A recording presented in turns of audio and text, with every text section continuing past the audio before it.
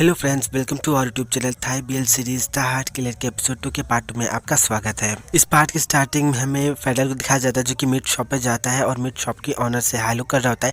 तभी अचानक से स्टाइल को सामने आता है और पूछता है कि बताओ तुम्हें कितने मीट चाहिए। स्टाइल को देखकर फेडर शॉक होता है और कहता है कि अब तुम ये मत कहना कि तुम कसाई भी हो। तो स्टाइल कहता है कि हाँ मैं हूँ, मैं मानता हूँ कि मैं थोड़े और जॉब्स करता हूँ, लाइक मैं कार भी फिक्स करता हूँ, ठेले भी ढकेलता हूँ और अब मैं मीट भी बेचता हूँ, लेकिन मैं क्या करूँ, अगर मुझे भिखारी नहीं बनना तो फिर मैं जॉब चॉइस नहीं कर सकता। खैर ये छोड़ो, तुम मुझे ये बताओ कि तुम्हें कितना मीट चाहिए। तो फेडर उससे कहता है कि मुझे 2 किलोग्राम पॉर्क चाहिए, ये चाहिए वो चीज दुनिया भर का बताता है। तो स्टाइल उससे पूछता है कि तुम्हें कौन सा पॉर्क चाहिए, फार्म राइट पॉर्क चाहिए या फिर घास खाने वाली पॉर्क का मांस चाहिए। तो फेडर उससे कहता है कि तुम मेरा दिमाग मत खराब करो, मुझे जल्दी से दो क्योंकि मुझे रेस्टोरेंट खोलने में लेट हो रहा है। तो स्टाइल उससे कहता है कि मैं तुम्हारा दिमाग नहीं खराब कर रहा, मैं तो बस इसलिए पूछ रहा हूँ क्योंकि बात क्वालिटी और क्वांटिटी की है। अगर तुम्हें मुझ पर भरोसा ना हो तो तुम आंटी से पूछ लो। तो जब फेडर आंटी की तरफ देखता है तो आंटी भी इशारा करके हाँ बोलती है। तो फेडर कहते कोई बात नहीं, मैं कहीं और जाके खरीद लूंगा, और ऐसा बोलकर वो जाने वाला होता है।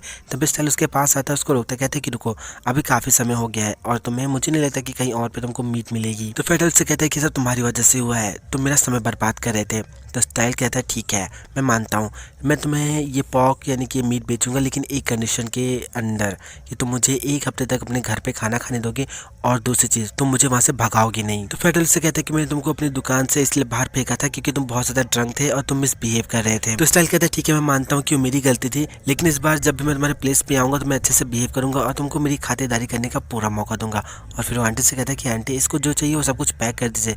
वैसे आंटी क्या हम होम डिलीवरी करते हैं? तो आंटी कहती है कि हाँ बिल्कुल, हम अपने रेगुलर कस्टमर्स के लिए होम डिलीवरी करते हैं। फिर फेडरल आंटी को मना कर रहा होता है होम डिलीवरी के लिए। तो स्टाइल कहता है कि अरे ऐसा क्यों कर रहे हो तुम, क्या तुमको नहीं पता कि उनको मना करना गलत बात होती है? और फिर ऐसा बोलकर वो आंटी से चिकन ले लेता है और यहाँ पर जो फेडल होता है वो पैसे पे करता है और उसके बाद फिर स्टाइल जो होता है वो फेडल के पीछे पीछे उसके साथ जाने लगता है। नेक्स्ट सीन हमें लोगों को रेस्टोरेंट में दिखाया जाता है जहाँ पे फेडल कहता है कि अब हम लोग पहुंच चुके हैं तो अब तुम यहाँ से जाओ। तो स्टाइल से कहता है कि मैंने तुमसे कहा था ना कि तुम मुझे बाहर नहीं भगाओगे। तो फेडल से कहता है कि एक्चुअली मुझे रेस्टोरेंट ओपन करना है तो उसके लिए मुझे तैयारी करनी है और अभी मेरे पास समय नहीं है तुम्हारे लिए खाना बनाने के लिए। तो स्टाइल वहाँ पर चेयर पर बैठ जाता है, फेडल अंदर जाने लगता है। तो स्टाइल से कहता है कि जब तक तुम्हारा काम खत्म नहीं हो जाता मैं यहीं पर बैठ कर तुम्हारा वेट कर लूंगा। तो यहाँ पे फेडल स्टाइल को अजीब नजर से देखता है। तभी स्टाइल जो होता है फेडल को छेड़ते हुए कहता है मुझे बहुत ज्यादा खुशी होगी अगर मैं वो पहला इंसान होगा जो तुम्हें खाएगा, आई मीन तुम्हारे हाथ का बना हुआ खाना खाएगा। स्टाइल की ऐसी बातें सुनकर फेडल उसे घूर के देखता है और फिर वापस अपने किचन में जाकर अपना काम करने लगता है, यानी कि खाना बनाने लगता है। तभी वहाँ पे बेजोन आता है, कहता है कि वाह अब मुझे पता चला कि तुम्हें मार्केट से यहाँ आने में इतना समय क्यों लगा, तो तुमको यहाँ पर छोड़ने कोई आया भी है। तुम्हें पता है अब तुम मुझे किसी को घर पे लाने के लिए बिल्कुल भी नहीं डांट सकते। तो ये फेडल कहता है कि देखो मैं किसी को घर पे लेकर नहीं आया हूँ, वो बस रास्ते में मुझे मिल गया, वो बस मेरे लिए एक प्रॉब्लम है और कुछ भी नहीं है। एक और चीज, ये जो है वो तुम्हारे टैटूइस्ट का फ्रेंड भी है, इसीलिए बेजोन तुम बहुत ज्यादा केयरफुल रहना क्योंकि मुझे लगता है कि ये दोनों जरूर कोई ना कोई खिचड़ी पका रहे हैं। बेजोन उससे कहता है कि उस टैटूइस्ट का नाम कैंथ है।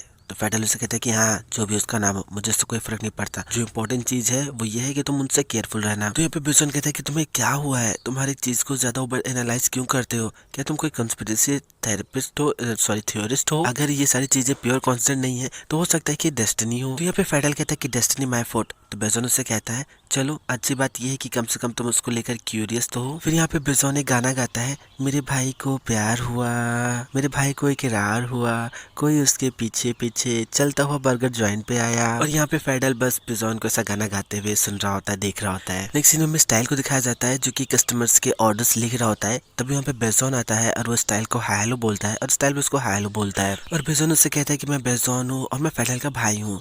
तो स्टाइल कहता है कि हाँ मुझे कैन ने बताया था, आई एम सॉरी मैं बस तुम्हारे लिए कुछ कस्टमर्स के ऑर्डर्स लिख रहा था। तभी बेजोन स्माइल करता है और कहता है कि कोई बात नहीं, थैंक यू वेरी मच। तो यहाँ पे स्टाइल कहता है कि अभी जब मैंने तुमको इतने करीब से देखा तो मुझे समझ में आया कि क्यों मेरा फ्रेंड कैन तुम्हारे प्यार में पूरी तरीके से डूब चुका है और क्यों उसको आज से पहले किसी और से प्यार नहीं हुआ। मैंने उसको इतना ज्यादा प्यार में पड़ते हुए कभी नहीं देखा। बेजोन उसे कहता है ऐसा बिल्कुल भी नहीं है, प्यार में इतने जल्दी डाउन बैड हो जाना मुझे नहीं लगता कि ये सही है। तुम्हें पता है हम लोग तो अभी बस हाल ही में मिले हैं। और ऐसा बोलने के बाद वो स्टाइल के पास जाता है और कहता है कि हे मेरी बात ध्यान से सुनो, मुझे पता है कि तुम कैन के कहने पर मेरे भाई पर ऐसे ट्राई कर रहे हो, उसको पटाने की कोशिश कर रहे हो, लेकिन अगर तुम इसे कैन के लिए कर रहे हो और कहीं किसी पॉइंट पे तुमको मेरा भाई पसंद आने लगे तो तुम बिल्कुल भी वेट मत करना, उसे पटा लेना, वो दिल से अंदर से बहुत ज्यादा अच्छा है और अब मैं भी यही चाहता हूँ कि उसका भी कोई हो। तो यहाँ पे स्टाइल कहता है कि उसे किसी भी मोमेंट पे पसंद करने जितना जैसा कुछ भी नहीं नहीं है। तुम्हें पता है वो मुझसे ठीक से बात भी नहीं करता है और हमेशा मुझको खुद से दूर भेजता रहता है। स्टाइल की बात सुनकर बेजन बहुत ज़्यादा स्माइल करता है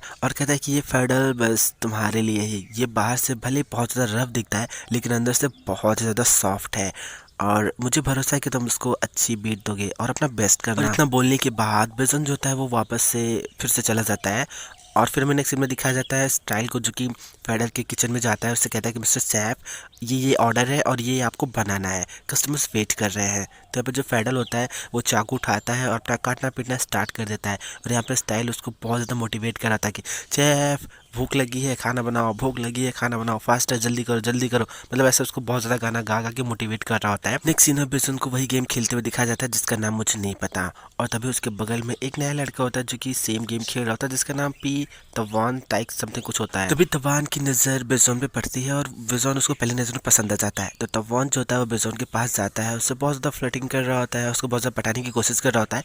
तभी बेजोन उसको बताता है कि एक्चुअली मैं अपने फ्रेंड का वेट कर रहा हूँ और अगर वो आ गया उसने हमें देख लिया तो ये अच्छा नहीं होगा। तो तवान उससे कहता है कि मैं बस तुम्हारे साथ खेलना चाहता हूँ, जब तक उसका वेट करें तब तक हम साथ में खेल तो सकते ही हैं। तभी ये दोनों लोग बहुत ज़्यादा हंसी और खुशी से वो गेम खेल रहे होते हैं जिसका मुझे नाम नहीं पता और तभी वहाँ पे आ जाता है कैन और वो इन दोनों को ऐसे साथ में देख लेता है। तभी वो बेजोन को आवाज़ लगाता है और बेजोन कैन को देख के स्माइल करता है और कहता है कि ये देखो मेरा फ्रेंड आ गया। तो कैन जो होता है वो बेजोन के पास आता है और तवान को ऐसे घूर घूर के देख रहा होता है। फिर जो तवान होता है वो कैन को देखता है और स्माइल करते हुए कहता है कि मैंने इसको देखा कि अकेले खड़ा होकर वेट कर रहा है तो मैं बस इसके पास आया और हम बस इसके साथ गेम खेल रहे थे। ये मुझे सिखा रहा था कि ये वाला गेम खेलते कैसे हैं जिसका मुझे नाम नहीं पता। तो कैन कहते हैं कि क्या सच में इसने सिखाया? वैसे तुम्हें पता है वो ट्रिक इसने मैंने ही सिखाई थी।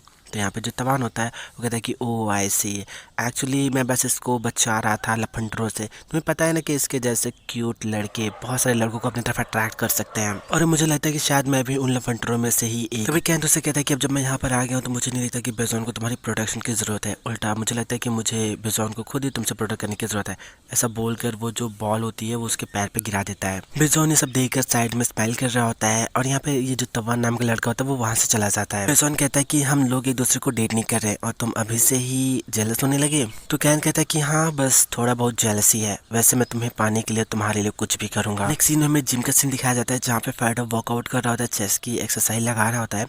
तभी दो हाथ आते हैं जो कि उसकी मदद करते हैं और यहाँ पे फेडल जब उसको देखता है तो वो कोई और नहीं बल्कि स्टाइल होता है। और यहाँ पे स्टाइल कहता है कि अगर तुम्हारा नेक्स्ट सेट इससे भी ज़्यादा हैवी होने वाला है तो मुझे तुम्हारी हेल्प करने दो। तो यहाँ पे फेडल एक्सरसाइज करना बंद कर देता है और कहता है कि तुम्हें मेरी चिंता करने की जरूरत नहीं है, मुझे मेरी लिमिट्स पता है। तभी यहाँ पे जो स्टाइल होता है वो फेडल को घूर घूर के देखता है, उसकी बॉडी को घूर के देखता है और कहता है कि वाओ तुम्हारे हाथों की वेन्स कितनी ज़्यादा अच्छी हैं। तभी फेडल से पूछता है कि तुम्हें मेरी जिम के बारे में कैसे पता चला। तो स्टाइल कहता है कि हे ये पब्लिक जिम है, 24/7 ओपन रहती है और इतने कम दाम में भला ये अपॉर्चुनिटी कौन मिस करेगा। और अभी मैं भी बहुत ज़्यादा मसल्स बनाने की कोशिश कर रहा हूँ, शायद एक दिन मैं भी तुम्हारे जितना अच्छा दिख सकूँ। तो फेडल से कहता है कि अगर तुमने इस जिम में एक्सरसाइज करने की प्लानिंग की है तो तुम दिन में आना क्योंकि रात में मैं यहाँ पर आता हूँ। ये सुनकर स्टाइल थोड़ा शॉक होता है, कहता है कि क्या हम लोग एक टाइम पे एक साथ नहीं आ सकते। तो यहाँ पे फेडल मना करता है और कहता है कि रात में भीड़ कम रहती है और मुझे भीड़ भाड़ में एक्सरसाइज करना बिल्कुल भी पसंद नहीं है। तो यहाँ पे स्टाइल उससे कहता है लेकिन रात में मैं बहुत ज़्यादा फ्रस्ट्रेटेड हो जाता हूँ जिसकी वजह से मुझे अपना फ्रस्ट्रेशन बाहर निकालना होता है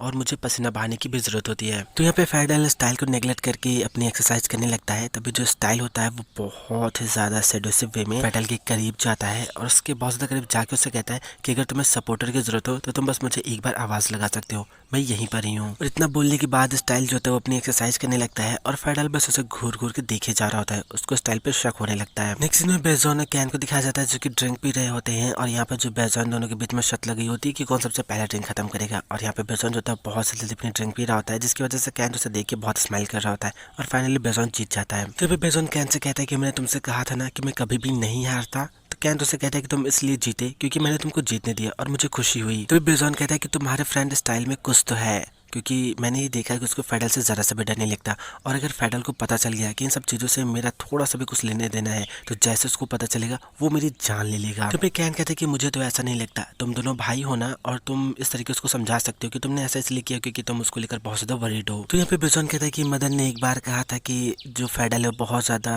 हाई स्ट्रॉन्ग है और मैं बहुत ज़्यादा लेट बैक हूँ, हम दोनों के बीच में कुछ मिडिल ग्राउंड नहीं है। तो यहाँ पे कैन स्माइल करता है और कहता है कि तुम अपनी मॉम को मदर बुलाते हो तो तुम क्या हुए यंग मास्टर। तो बेजोन कहता है कि ऐसा कुछ भी नहीं है, ये तो बस हमारे फैमिली के अंदर का जोक है। और तभी उस रेस्टोरेंट में एक अनाउंसमेंट होती है डांस बैटल की और कहा जाता है कि जो भी इस बैटल को जीतेगा उसको ट्रॉफी मिलेगी। ये बैटल सोलो में भी हो सकता है और ये कपल में भी हो सकता है। और तभी यहाँ पे जो बिजन होता है वो हाथ ऊपर करता है और कहते हैं कि मैं डांस करूंगा, और वो कैन को भी अपने साथ चलने के लिए बोलता है। तो यहाँ पे कैन उसको मना करता है, कहता है कि एक्चुअली मुझे डांस करना नहीं आता और मैंने पहले कभी डांस नहीं किया है। लेकिन बिजन उससे बहुत ज़्यादा जिद करता है, तो कैन उसके बाद मान जाता है।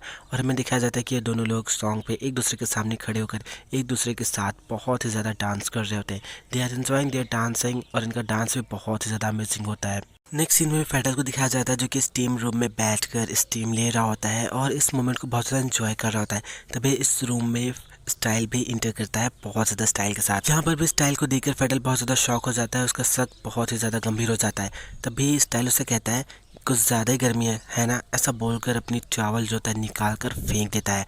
और यहाँ पर फेडल को घूर घूर के देख रहा होता है। और तभी बहुत ही ज़्यादा सेड्यूसिंग वे में स्टाइल जो होता है वो फेडल के पास वाली बेंच पे जाता है और उस पर लेटकर एकदम आराम से एंजॉय करने लगता है और अच्छे अच्छे पोज दे रहा होता है। स्टाइल की इन सब हरकतों से फेडल बहुत ज़्यादा अनकंफर्टेबल हो रहा होता है, तो वो उससे पूछता है कि तुम ये सब क्या कर रहे हो। तो फिर स्टाइल उससे कहता है कि क्या, हाँ क्या मेरा इस तरीके से नंगू पुंगू होना तुमको बहुत ज़्यादा अनकंफर्टेबल फील करा रहा है। वैसे यहाँ पर ऐसा कोई रूल नहीं है कि नंगू पुंगू होके स्टीम नहीं ले सकते, और वैसे भी मुझे अपनी बॉडी के हर एक पार्ट में इस स्टीम की गर्मी को फील करना बहुत ही ज़्यादा अच्छा लगता है। तो फेडल से कहता है कि मैं बिल्कुल भी अनकंफर्टेबल नहीं हूँ, तुम्हें जो करना है वो करो, बस मुझे अकेला छोड़ दो। फिर स्टाइल कहता है ठीक है, लेकिन यू आर अलाउड, अगर तुम चाहो तो तुम मुझे ऐसे देख सकते हो, मैं बिल्कुल भी बुरा नहीं मानूंगा। मुझे पता है कि मुझे इस तरीके से देखना, खुद को रोक पाना बहुत ही ज़्यादा मुश्किल है, लेकिन तुम मुझे ये बताओ कि तुम बर्गर जॉइंट क्यों चलाते हो, तुम लोकल फूड्स जैसे बारबेक्यू, हॉट पॉट या इस तरीके का कुछ क्यों नहीं बनाते, ये सब थोड़ा सा ट्रेंड है, तुम्हें पता है क्या। तो फिर फेडल कहता है कि सोना यानी कि स्टूम रूम में इस तरीके से बात करना अलाउड नहीं है, इसलिए शांत रहो। तभी स्टाइल उसे कहता है कि बाय द वे मुझे तुम्हारा नाम बहुत ज़्यादा पसंद आया फेडल, ये एक अच्छी रिंग है और एक अच्छी मीनिंग भी है इसका, जैसे कि कोई ऐसा जो बहुत ज़्यादा गुणी हो, बहुत ज़्यादा जेनरस और बहुत ज़्यादा अच्छा हो। तो फेडल से कहता है कि तुम्हें ये सब कैसे पता। तो स्टाइल से कहता है कि वेल तुम्हारा नाम बहुत ज़्यादा यूनिक है, तुम्हें बहुत ज़्यादा क्यूरियस हुआ ये सब चीज़ जानने के लिए। वैसे तुम्हारे नाम की मीनिंग बिल्कुल भी तुमसे रिफ्लेक्ट नहीं करती, तुम बिल्कुल भी जेनरस नहीं हो और तुम बिल्कुल भी, और ऐसा बोल कर बहुत ही ज़्यादा सेड्यूसिव वे में और ऐसे फेडल को सेड्यूस करता हुआ उठता है और अपने टॉवल से अपने प्राइवेट पार्ट को कवर करता हुआ वो जाके फेडल के बगल बैठता है और उससे कहता है कि मुझे बिल्कुल भी नहीं लगता कि तुम प्योर हो, ऐसा बोलकर उसे अजीब नज़रों से देख रहा होता है। यहाँ पर फेडल को समझ में नहीं आता कि उसके साथ क्या हो रहा है। तभी स्टाइल जो होता है वो उसके कमर पे बनी हुई उस टैटू को देखता है, उसकी बहुत ज़्यादा तारीफ करता है, उसको टच करते हुए कहता है wow what a cool tattoo. Tattoo को टच करते करते वो फेडल की मजबूरी का फ़ायदा उठाने लगता है, मौके का फ़ायदा उठाने लगता है और उसको बहुत ज़्यादा सेड्यूस करता हुआ वो लिटिल फेडल को टच करने की कोशिश करता है और इस तरीके से वो फेडल को बहुत ज़्यादा अनकंफर्टेबल कर रहा होता है, उसको आउट ऑफ कंट्रोल कर रहा होता है। लेकिन इससे पहले कि स्टाइल जो होता है वो लिटिल फेडल को टच कर पाए या उसके साथ कुछ कर पाए, वहाँ पर एक अंकल इंटर कर जाते हैं। अंकल के इंटर करते ही फेडल को उसके सारे होशो हवास वापस आ जाते हैं और उस स्टाइल को दूर करता है, वो वहाँ से चला जाता है। यहाँ पर स्टाइल अपने मिशन में कामयाब होने वाला होता है, लेकिन उससे पहले अंकल आ जाते हैं। तो वो अंकल को देखते कहता है कि अंकल क्या रॉन्ग टाइमिंग है आपकी। नेक्स्ट सीन में स्टाइल को दिखाया जाता है जो कि फेडल को ढूंढता हुआ लॉकर रूम की तरफ जाता है और जब उसे फेडल नहीं मिलता तो वो काफी शॉक में पड़ जाता है कि फेडल चला कहाँ गया। लेकिन तभी अचानक से फेडल पीछे से आता है और स्टाइल का गला पकड़कर उसे लॉकर्स की तरफ पुश करता है और उससे पूछता है कि तुम मुझे बताओ कि तुम्हें यहाँ पर किसने भेजा है।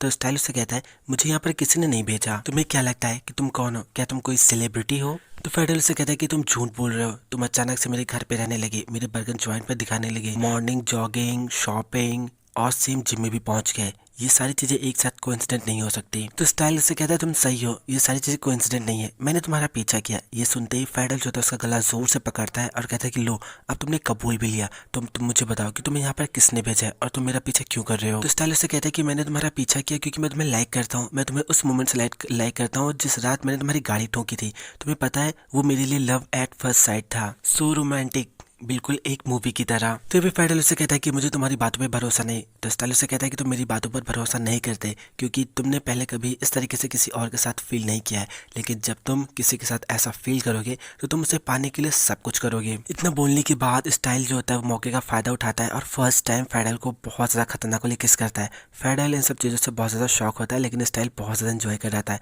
और वो फिर से फेडल को जबरदस्ती किस करता है। यहाँ पर फेडल फिर से स्टाइल को पुश करता है, लेकिन स्टाइल फिर से फेडल को बहुत ज़्यादा ज़बरदस्ती किस करता है और यहाँ पर वो फेडल के बॉडी पार्ट को बहुत ज़्यादा टच कर ही रहा होता है। तभी फेडल जो होता है उसको बहुत ज़्यादा ज़ोर से ऐसा पुश करता है जिसकी वजह से स्टाइल जो होता है वो लॉकर में जाके टकरा जाता है और फिर फेडल उसके बहुत ज़्यादा करीब आता है और उससे कहता है मेरा पीछा करना बंद कर दो, क्योंकि बाद में तुम मुझसे मत कहना कि मैंने तुमको वार्न नहीं किया था। इतना बोलने के बाद जो फेडल होता है वो वहाँ से चला जाता है और स्टाइल इन सब चीज़ों से बहुत ज़्यादा परेशान होता है और कहता है कि मेरा इतना सब कुछ करना बेकार हो गया, इससे तो अच्छा होता है कि मैं मर जाता। नेक्स्ट सीन में बेजॉन और कैन को दिखाया जाता है जहाँ पे बेजॉन ट्रॉफी पाके बहुत ज़्यादा खुश होता है और कैन से कहता है कि तुम तो कह रहे थे कि तुमको डांस करना नहीं आता और तुमने तो बहुत ही खतरनाक वाला डांस किया। तो कैन उससे कहता है कि तुमने इतना अच्छा डांस किया कि मैं उससे बहुत ज़्यादा इंस्पायर हुआ और मैंने भी अच्छा डांस किया। तुम्हें पता है मुझे ऐसा लगता है कि हम दोनों एक दूसरे के लिए बने हैं, हम दोनों ही डांसिंग में बहुत अच्छे हैं और उन सब चीज़ों में भी। तो बेजॉन कहता है उन सब चीज़ों से तुम्हारा क्या मतलब है। तो पे कैन कहता है कि वो सारी चीज़ें जो हमने अपनी पहली रात में की थी। तो फिर बेजॉन कहता है कि तुम किस बारे में बात कर रहे हो, मुझे तो याद ही नहीं है। तो कैन उससे कहता है कि क्या आज रात तुम मेरे साथ चलना चाहोगे, मैं तुम्हें वो सारे स्टेप्स याद दिला दूंगा। तो बेजॉन कहता है कि यू परवर्ट, तुम ये क्या बोल रहे हो, मैं ऐसा नहीं कर सकता, फेडल मुझे सब नहीं करने देगा। तो यहाँ पे कैन कहता है हाँ मैं समझ सकता हूँ, लेकिन मैं उस समय का वेट करूंगा जब हम लोग फिर से अपने उन स्टेप्स को दोबारा से याद करेंगे। तो बेजॉन कहता है कि बस बहुत हो गया, अब मैं जा रहा हूँ, ऐसा बोलकर वो जाने वाला होता है। तभी कैन उससे कहता है कि क्या मैं कुछ डिजर्व नहीं करता, तुमको ट्रॉफी मिली और मुझे कुछ भी नहीं, ये तो गलत बात है ना, मुझे भी कुछ चाहिए। तो बेजॉन उससे पूछता है कि तुम्हें क्या चाहिए। तो कैन उससे अपने चिक्स पर किस करने के लिए इशारा करता है। तो यहाँ पे जो बेजॉन होता है उसके चिक्स पे किस करता है। तो यहाँ पे कैन कहता है इतना काफ़ी नहीं है और वो अपने दूसरे चिक्स पर भी इशारा करता है। तो बेजॉन दूसरे चिक्स पर भी किस करता है। तभी यहाँ पे जो कैन होता है अपने लिप्स पे इशारा करता है। तो यहाँ पे बेजॉन कहता है कि मुझे नहीं पता कि तुम्हारे किसिंग का सीन अब कहाँ पे खत्म होने वाला है, ऐसा बोलकर उसके लिप्स पे किस करता है और फिर उससे कहता है कि मेरी कैब आ गई, अब मैं चलता हूँ, और उसको बाय बोलकर वो वहाँ से चला जाता है। बेजॉन के जाते ही वहाँ पर तवान आता है और कहता है कि हे कैन, मेरा काम कैसा था, क्या मैंने तुम्हारे बॉयफ्रेंड को पटाने के लिए अच्छी कोशिश की। तो यहाँ पे कैंट स्माइल करता है और कहता है कि तुमने बहुत ही अमेजिंग काम किया है, लेकिन अभी तक वो मेरा बॉयफ्रेंड बना नहीं है, मैं तुमको नेक्स्ट किसी और काम के लिए हायर करूंगा। ऐसा बोलकर वो उसको पैसे देता है और पैसे देने के बाद वो तवान को वहाँ से भेज देता है और फिर वो अपने छोटे भाई बेब की कई बात को याद करता है जहाँ पर बेब ने उससे कहा होता है कि तुम उसको इस चीज़ का एहसास दिलाओ कि वो तुम्हारे लिए सच में मैटर करता है, तब शायद उसके दिल में तुम्हारे लिए प्यार और ज्यादा गहरा हो जाए। ये सब कुछ कैंट की बस एक चाल होती है बेजॉन को अपने जाल में फंसाने के लिए। नेक्स्ट सीन में बेजॉन को दिखाया जाता है जो कि बहुत ज्यादा गाना गाते हुए अपने घर में जाता है और अंधेरे में दरवाजा ओपन करके अंदर जाता है। तभी फेडल लाइट्स ऑन करता है और उसकी तरफ गन पॉइंट करके गन चलाता है और गन से पानी निकलकर बेजॉन के ऊपर गिरता है। तो बेजॉन आंखें खोलता है और फेडल को देखता कहता है कि फेडल ये तुम क्या गेम खेल रहे हो, एक पल के लिए मुझे ऐसा लगा कि तुम कोई घुसपैठिए हो। तो फिर फेडल उससे कहता है कि तुम इतना ज्यादा केयरलेस कैसे हो, तुम कहाँ पर थे जो तुम इतने सुबह से गायब हो और लगभग जब सुबह होने वाली है तब तुम आ रहे हो, तुम पूरी रात कहाँ थे। और क्या होता अगर मैं फेडल ना होता और अगर मैं कोई किलर होता तब तक तो तुम मर चुके होते। तो यहाँ पे बेजॉन उससे कहते हैं कि आज फ्राइडे नाइट है और फ्राइडे नाइट तो मैं हमेशा ही लेट आता हूँ। तो फेडल जो था उसके हाथ में ट्रॉफी देखता है, उससे पूछता है कि ये ट्रॉफी कैसी है। तो बेजॉन उससे कहता है कि एक्चुअली ये ट्रॉफी मैंने सुशी कंपटीशन में जीती है। तुम्हें पता है ना मैं सुशी खाने में कितना तेज हूँ, मैंने 30 मिनट में 50 सुशी खाए। तो तुम्हें पता है फेडल मेरा पूरा पेट एकदम पूरी तरीके से भरा हुआ है, वो इतनी अच्छी सुशी बनाता है कि मैं तुम्हें क्या बताऊँ, मैं नेक्स्ट टाइम तुमको वहाँ पे ट्राई करने के लिए जरूर लेकर जाऊंगा। तो फेडल उसके पास जाता है और कहता है कि क्या यही बेस्ट झूठी स्टोरी है जो तुम मुझे सुनाने के लिए अपने साथ तैयार करके लेकर आए हो। ये सुनकर जो बेजॉन होता है थोड़ा सा शॉक होता है। तो फेडल अपना आईपैड ओपन करता है और उसको उसके और कैन के डांस की वीडियो दिखाता है और यहाँ पर बेजॉन जो होता है अपने और कैन के डांस की वीडियो देख रहा होता है और फेडल गुस्से से घूर घूर के देख रहा होता है। तभी बेजॉन बहुत ज्यादा स्माइल करता है और कहता है कि कम ऑन फेडल, मैं बस इसी वजह से तुम्हें ये सारी चीजें नहीं बताना चाहता था। तो फेडल से कहता है कि क्या तुमको पता है कि तुम्हारे साथ क्या होगा if someone made you out. तो बेजॉन उससे कहता है कि कम ऑन फेडल, हम लोग इंटरनेट एरा में, और तुम्हें नहीं लगता कि इंटरनेट पे ना होना आजकल जमाने में सबसे ज्यादा वियर्ड होगा। मैं ये बस हमारे लिए कर रहा हूँ ताकि हमारी एक अच्छी छवि बने। फिर फेडल उससे कहता है कि मुझे बेवकूफ बनाना बंद करो। तो बेजॉन कहता है ठीक है, तुम मुझे बताओ कि किसने पोस्ट किया है, क्या ये उसी रेस्टोरेंट यानी डांस कंपटीशन वालों ने किया है। अगर ऐसा है तो मैं उनसे जाके बात करूंगा कि वो इस वीडियो को डिलीट कर दे, और अगर उन्होंने वीडियो डिलीट करने से मना किया तो मैं उनके खोपड़ी उड़ा दूंगा। अब ठीक है ना। तो पे फेडल से कहता है कि अपने सरकेज़म को बचा के रखो और इस टैटू आर्टिस्ट का क्या, ये तुम्हारे लिए क्या है। तो यहाँ पे बेजॉन कहता है कि अगर तुम उस तरह की बात कर रहे हो तो मैं तुम्हें बता दूं कि हम लोग अभी डेट नहीं कर रहे हैं, हम बस इन सब चीज़ों को थोड़ा सा समय देना चाहते हैं। ऐसा बोलकर वो फेडल के करीब जाता है और उससे पूछता है कि और तुम्हारे बारे में क्या, तुम्हारा उस लड़की के साथ कैसा चल रहा है, क्या उस लड़की ने तुम्हारे इंटरेस्ट को जगाया है। मुझे वो काफ़ी क्यूट लगा और उसको देखकर ऐसा नहीं लगता कि वो तुमसे ज़रा सा भी डरता है, मुझे वो काफ़ी पसंद आया। यहाँ पे फेडल उससे कहता है कि वो बस मेरा दिमाग खराब करता है, वैसे तुम टॉपिक चेंज मत करो, हम बस तुम्हारे बारे में बात कर रहे थे, मुझे क्लियरली ऐसा लगता है कि वो तुमसे कुछ ना कुछ चाहता है। तो बेजॉन कहता है कि तुमको क्या लगता है फेडल, उसको मुझसे क्या चाहिए होगा, वो मेरी बॉडी चाहता है, वो मेरा दिल चाहता है, जरा मुझे देखो, देखो मैं कितना ज़्यादा प्यारा हूँ, ऐसा बोलकर बहुत ज़्यादा क्यूट बनने की कोशिश कर रहा होता है। तभी फेडल उसके सर पे जोर से टपली मारता है और यहाँ पर फेडल उससे कहता है कि तुम्हारी इन सब हरकतों के चलते हुए मैं तुम्हारी मदद कैसे कर सकता हूँ। अगर तुम्हें ब्रेक चाहिए तो तुम अच्छे से बिहेव करो, नहीं तो तुम्हारे वो पुराने काम जैसे तुम भाग रहे हो तुम्हें वो सब फिर से करने पड़ेंगे। तो यहाँ पे बिजुन बहुत ज़्यादा इनोसेंट सा बनता हुआ कहता है ठीक है मैं समझ गया। फिर हमें फेडल को दिखाया जाता है जो कि अपने रूम में जाता है आराम करने के लिए। लेकिन यहाँ पे जो बेजोन होता है वो उस आईपैड की वीडियो को फुल वॉल्यूम में बजाता है और डांस करने लगता है और उसकी वॉल्यूम फेडल को बहुत ज़्यादा डिस्टर्ब कर रही होती है। तो फेडल जो होता है अपने कानों में एयरबड्स लगा लेता है और बहुत ज़्यादा रेस्ट करने लगता है। तभी उसको स्टाइल की कभी बात याद आती है जहाँ पे स्टाइल ने उससे कहा होता है कि मैं चाहता हूँ कि इस स्टीम की गर्मी मेरी बॉडी के हर एक पार्ट को रिलैक्स करे। तुम चाहो तो तुम मुझे देख सकते हो, यू आर अलाउड, क्योंकि मुझे पता है कि तुम्हारे लिए खुद को रोक पाना बहुत ही ज़्यादा मुश्किल है। By the way I really like your name फेडल। फेडल बार बार स्टाइल के बारे में सोच रहा होता है, इन सब चीज़ों के बारे में सोच रहा होता है। वो उस मोमेंट के बारे में सोचता है जब स्टाइल ने उसके टैटू को टच किया होता है और उसके बाद वे उसको उसके छोटे फेडल को टच करने की कोशिश कर रहा होता है। और फेडल ये सब याद करता हुआ बहुत ज़्यादा मास्टरबेशन कर रहा होता है। उसका ये सीन इतना ज़्यादा रियलिस्टिक लग रहा होता है कि एक समय के लिए मुझे ऐसा लग जाता है कि फेडल सच में मास्टरबेशन कर रहा है। वो स्टाइल को याद करता है और उसे की याद में बहुत ज़्यादा मास्टरबेशन कर रहा होता है। फेडल खुद को स्टाइल की खूबसूरती के बारे में सोचने से रोक नहीं पाता और वो अपने मास्टरबेशन के एकदम पीक स्टेज पर होता है। और फिर boom blast whatever it is, I just don't want to say it. तो फाइनली अपना मास्टरबेशन कंप्लीट करने के बाद फेडल जो होता है वो साफ़ सफाई करता है और फिर भी वो बार बार स्टाइल के बारे में सोच रहा होता है। सो फ्रेंड्स ये पार्ट पे खत्म होता है। अगर आपको वीडियो पसंद है तो लाइक कीजिए, हमारे चैनल को सब्सक्राइब कीजिए, हमें कमेंट करके ज़रूर बताएं कि आपको वीडियो कैसा लगा। मैं पूरी कोशिश करूँगा कि आज ही नेक्स्ट एपिसोड का फर्स्ट पार्ट में अपलोड कर दूँ।